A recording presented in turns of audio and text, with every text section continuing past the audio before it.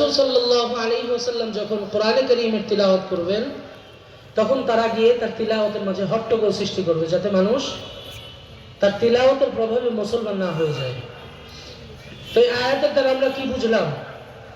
যে রাসূল করিম সাল্লাল্লাহু আলাইহি ওয়াসাল্লামের তিলাওয়াতের মধ্যে এমন পাওয়ার ছিল, এমন প্রভাব ছিল, যে প্রভাবে, যে পাওয়ারে মানুষ অটোমেটিকলি কাফের থেকে মুসলমানে পরিণত হয়ে যায়। এই কোরআনের সুমধুর বাণী তার কানে যাওয়া মাত্রই তার মনে ভেসে ওঠে যে আমার ইলাহ একমাত্র আল্লাহ, আমার ইলাহের পক্ষ থেকে প্রেরিত রাসূল একমাত্র মুহাম্মদ সাল্লাল্লাহু আলাইহি ওয়াসাল্লাম।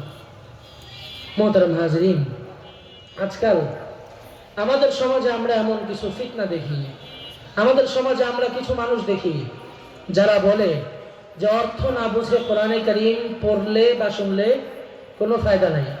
এমন দল আছে কি নাই? তো এরা কি জন্য বলে এরা নিজেরাই জানে, কিন্তু আমার মনে হয় যে অর্থ না বুঝে কোরআনে কারীম শুনলে ফায়দা নাই, এই কথা প্রচারের দ্বারা তারা প্রকারান্তরে চায় মুসলমান কোরআনে কারীমের তিলাওয়াত ভুলে যাক, মুসলমান কোরআনে কারীমের সুমধুর তিলাওয়াত শোনা বাদ দেখ, মুসলমানের অন্তরে আল্লাহ রাসূল সাল্লাল্লাহু আলাইহি ওয়াসাল্লামের পক্ষ থেকে যে নুরানি পাওয়ার ছিল এই পাওয়ারটা বন্ধ হয়ে যাক, ঘরে ঘরে মুসলমান নির্লজ্জ বেহায়ার মতো অশ্লীলতায় লিপ্ত থাকুক, কোরআনের নূর তাদেরকে আদর্শ মানুষে পরিণত না করুক। মুহতারাম হাজিরিন, শুধুমাত্র এই একটা ঘটনা নয়, অসংখ্য ঘটনা যে কোরআনে কারীমের শুধু তিলাওয়াত শুনে মানুষ এমন ভাবে প্রভাবান্বিত হয়েছে যে সাথে সাথে কাফের থেকে পাক্কা কাফের থেকে পাক্কা মুসলমানে পরিণত হয়েছে। হযরত ওমর ফারুক রাদিয়াল্লাহু আনহুর ঘটনা আমরা সবাই জানি। মুহতারাম হাজিরিন, এর দ্বারা কি বোঝা যায় না যে কোরআনে কারীমের তিলাওয়াতের পাওয়ার কত বেশি? মুহতারাম হাজিরিন, কোরআনে কারীমের তিলাওয়াতের ব্যাপারে যারা এই অপপ্রচারগুলো চালায় তারা প্রকারান্তরে সমাজ থেকে প্রকৃত মুসলমানের সংখ্যা কমাতে চায়। মুহতারাম হাজিরিন, আজকে আমাদের সমাজের দুরবস্থা, আজকে আমাদের সমাজের দুর্ভাগ্যই বলতে গেলে যে আজকে আমাদের সমাজের বাচ্চারা কোরআনে কারীমের সহি শুদ্ধ তিলাওয়াতের যে শিখবে এই শেখার সুযোগটুকু পাচ্ছে না। যারা মাদ্রাসায় পড়ে তারা তো পড়েই, কিন্তু অধিকাংশ জনগোষ্ঠী, অধিকাংশ শিশুরাই, মুসলমানের অধিকাংশ সন্তান স্কুলে পড়ে, কিন্তু তাদের জন্য কোরআনে কারীমের সহি শুদ্ধ তিলাওয়াত শেখার কোনো ব্যবস্থা এই 90% মুসলমানের এই দেশে, 90% মুসলমানের এই দেশে তাদের তিলাওয়াত শেখানোর জন্য কোনো ব্যবস্থা রাখা হয়নি। মুহতারাম হাজিরিন, অথচ আমাদের পূর্বের সময়গুলোতে তো এমন ছিল, আমরা জানি শুনেছি যে মুসলমান এই 95% মুসলমানের এই দেশে সবাহি মক্তবের ব্যবস্থা ছিল, যে সবাহি মক্তবগুলোতে প্রতিদিন সকালবেলা ফজরের পর উঠে মুসলমানের বাচ্চারা কোরআনে কারীমের তিলাওয়াত শিখতে যায়, কোরআনে কারীমের সহি শুদ্ধ তিলাওয়াত শিখে। কিন্তু আজকে পরিকল্পিতভাবে, উদ্দেশ্য প্রণোদিতভাবে মুসলমানের ঘর থেকে, মুসলমানের এই দেশ থেকে সহি শুদ্ধ তিলাওয়াত করতে পারা শিশুদেরকে বঞ্চিত করা হচ্ছে। মুসলমানের সন্তান যেন সহি শুদ্ধ তিলাওয়াত শিখতে না পারে সে ব্যবস্থা গ্রহণ করা হচ্ছে।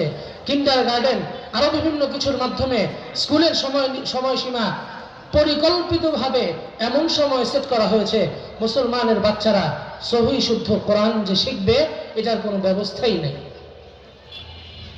আরো দুঃখের বিষয়, শতকরা 90% মুসলমানের এই দেশের, মুসলমানের ট্যাক্সের টাকায় যেই প্রতিষ্ঠানগুলো পরিচালিত হয়, সরকারের টাকায় যে প্রাইমারি বিদ্যালয়গুলো পরিচালিত হয়, যে প্রাইমারি স্কুলগুলো পরিচালিত হয়, এই প্রাইমারি স্কুলগুলোতে ধর্মীয় শিক্ষক নিয়োগ দেওয়ার ব্যাপারে আলেম ওলামায়ে কেরাম দীর্ঘদিন যাবৎ কথা বলে আসছেন, কিন্তু তাদের কথাকে কোনো রকম পাত্তা দেওয়া হচ্ছে না।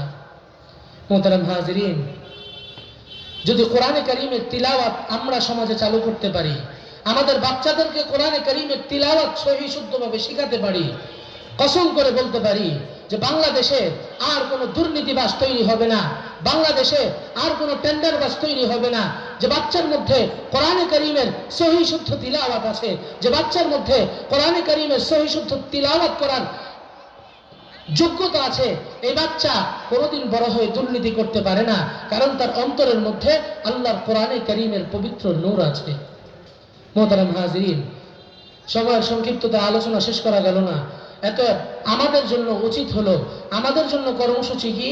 আমাদের কর্মসূচি হলো, আমাদের কাজ হলো আমাদের প্রতিটি ঘরে ঘরে কোরআনে কারীমের গুঞ্জরণ তৈরি করা, কোরআনে কারীমের সহিহ শুদ্ধ তিলাওয়াতের চর্চা করা, কোরআনে কারীমের সহিহ শুদ্ধ তিলাওয়াত যারা পারি, তারা যারা পারে না তাদেরকে শিক্ষা দেওয়া। মুসলমান বাবারা তাদের সন্তানদেরকে সহিহ শুদ্ধ কোরআন তিলাওয়াত শিক্ষা দেওয়ার ব্যবস্থা করা, ঘরে ঘরে কোরআনে কারীমের তিলাওয়াত জারি করা।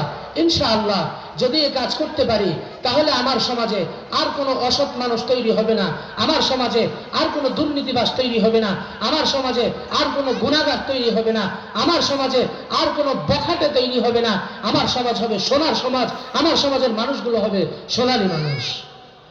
মোহতারাম হাজিরিন, আল্লাহ পাক রব্বুল আলামিন আমাদের সবাইকে উপরোক্ত আলোচনাগুলো শুনবার, বুঝবার এবং পরিপূর্ণভাবে আমল করার তৌফিক দান করুন। ওয়া আখিরু দাওয়ানা আনিল হামদুলিল্লাহি রাব্বিল আলামিন। আসসালামু আলাইকুম ওয়া রাহমাতুল্লাহ।